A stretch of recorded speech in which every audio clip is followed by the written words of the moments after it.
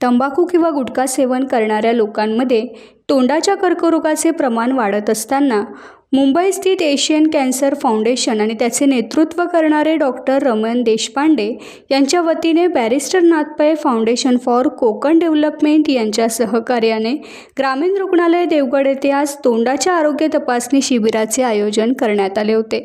उपस्थित रुग्ण व डॉक्टरांच्या हस्ते दीप प्रज्वलन करून शिबिर सुरू करण्यात आले।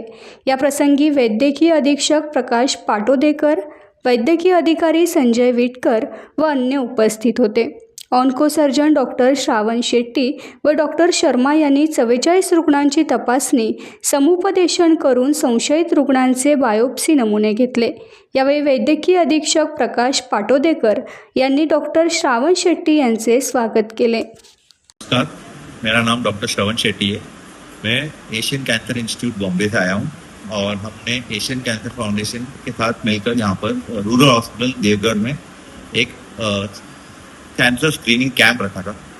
ओरल कैंसर सबसे कॉमन कैंसर है हमारे देश में अभी इन मेन।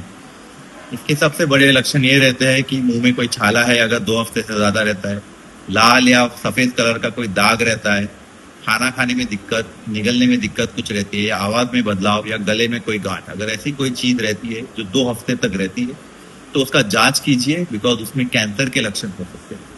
इसका सबसे बड़े रिस्क फैक्टर है जो लोग तंबाकू खाते हैं, सिगरेट पीते हैं या बीड़ी पीते हैं। नुकीला दांत भी एक है जो इसके लिए कारण हो सकता है। तो मैं सबसे दरख्वास्त करता हूँ कि अगर आपको कोई सिम्टम है, जैसे मुंह में छाला है या फिर सफ़ेद या लाल कलर का दाग है, गले में कोई गिट्टी है, खाना खाने में दिक्कत है, कोई भी सिम्टम 2 हफ्ते से ज़्यादा रहता है तो आपके अपने डॉक्टर को जाके दिखा दीजिए और उसका जांच कीजिए। Thank you.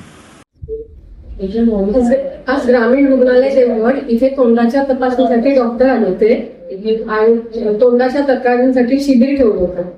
त्या शिबिराचा खूप लोकांना फायदा झाला। शिबिर खूप चांगलं झालं। अशी शिबिरं जर इथे ठेवली तर इथेच रुग्णांची सोय होईल आणि रुग्णांना चांगलं मार्गदर्शन वगैरे मिळेल, चांगले औषधोपचार मिळतील अशी माझी तीव्र इच्छा आहे। टाइम्स डिजिटलला लाईक करा, शेअर करा, सबस्क्राईब करा आणि बेल आयकॉन दाबायला विसरू नका। Times digital.